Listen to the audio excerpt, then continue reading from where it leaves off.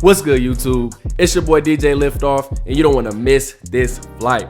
Now in today's video, I'm going to be giving you all 3 tips to really help you master the chirp scratch as far as your timing and your accuracy.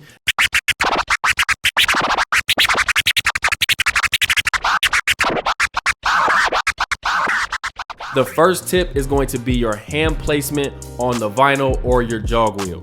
Now, if you pay attention to great scratch DJs, you'll often notice that their hand is everywhere on the vinyl. So if they're doing fast scratches, they might have their hand on the outside. If they're coming back really slowly on a pullback, they might have their hand on the inside pulling back like this. Sometimes their fingers are wide or together. If you pay attention, next time you watch a video, pay attention to all the different places that a scratch DJ's hand may go. So for me, I like to start right at 9 o'clock right here. Now with the chirp scratch, we're gonna start with our crossfader open. The sound is actually playing. We're just gonna push forward, cut that sound out, and then we're gonna pull back and open the crossfader. So like I just mentioned, the first thing you wanna really get comfortable with is your hand placement. And I'll show you exactly why in just a second. So if you're comfortable at 9 o'clock, start there. If you like to move your hand or try moving your hand a little bit down, see if that might be a little bit more comfortable for you.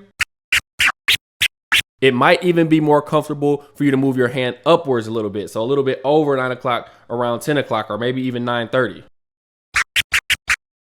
So if you're an absolute beginner scratch DJ, you probably don't know your ideal hand position, so you have a little bit more wiggle room to kind of move that around. If you're a more seasoned scratch DJ, you want to be a little bit more careful so you don't throw your other hand positions that you're already comfortable with way off. However, like I did say, sometimes it might be a little bit more comfortable for you to change hand positions just slightly. I'm not saying go from like if you're up here all the way to over here or something. I'm not saying do something drastic, but you might have a slight change or slight shift in your hand position based on the particular scratch that you're doing. Now, once you're comfortable with that hand position, you're now ready for tip number 2. Tip number 2 is going to be try pushing the vinyl or the jog wheel faster in that forward motion. So a lot of people, again, they cut the sound out too quickly. So you end up with this.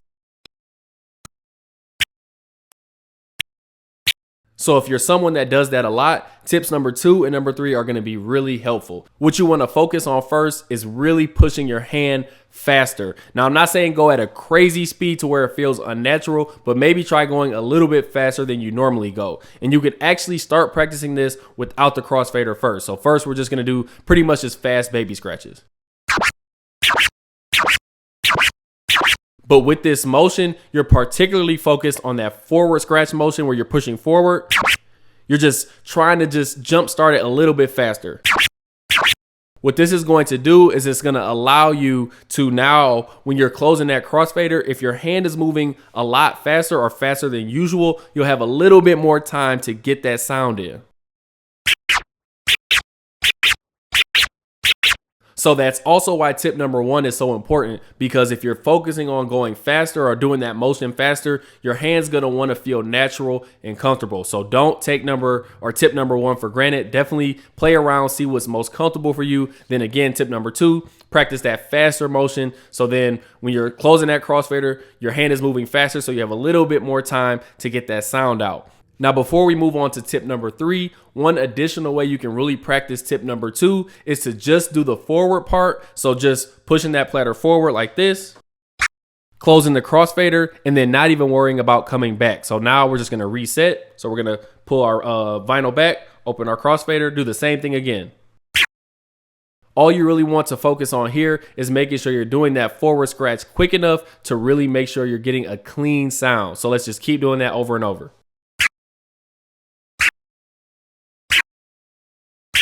Once you start getting that forward motion clean, then you can start worrying about actually coming back with pulling your vinyl back and then opening the crossfader. The more important part is definitely going forward and making sure that you're not cutting the sound out too early. Now for tip number 3, if you're still having issues with closing your crossfader too quickly, or you're just having timing issues in general, this is going to be really helpful for you. So with this, we're essentially just going to do a really exaggerated motion where we're going to close our crossfader really late. And the goal here is to start off closing it really late, and then we're going to start closing it quicker and quicker and quicker. And it's just going to make sense kind of in your brain and in your hands. Because honestly, when you're doing the chirp scratch, your hands kind of, when you first start doing it, they kind of want to move at the same time. And when you move them at the same time, that's when you're going to have that problem with closing your crossfader too quickly. However, if you do this, so just like that, we're pushing forward on the vinyl, and then we're closing really late. So I know that's a really exaggerated motion. However, for your hands and your brain, it's going to start to tell you, okay, this is how far I have to push forward for me to get the sound, and then I can cut it off.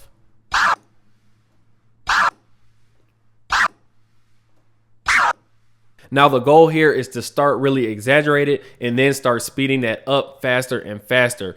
Now, I don't recommend doing tip number 3 for too long, like weeks and weeks and weeks, because you don't want to get into the habit of closing that crossfader super late. However, if you're really struggling with that timing, it definitely will help. Okay. So again, you start off really exaggerated and then you start speeding it up kind of like this. So this would be really slow and really exaggerated. Then this will be a little bit faster. And then one step faster. Now, once you start getting comfortable closing that crossfader a little bit earlier and a little bit earlier and a little bit earlier, eventually you'll just get a normal chirp scratch. One additional thing that you might want to practice is when you're on or when you're using your crossfader, decide whether you want to have your hand bouncing the crossfader back and forth like this, or if you just want to hold the crossfader like this.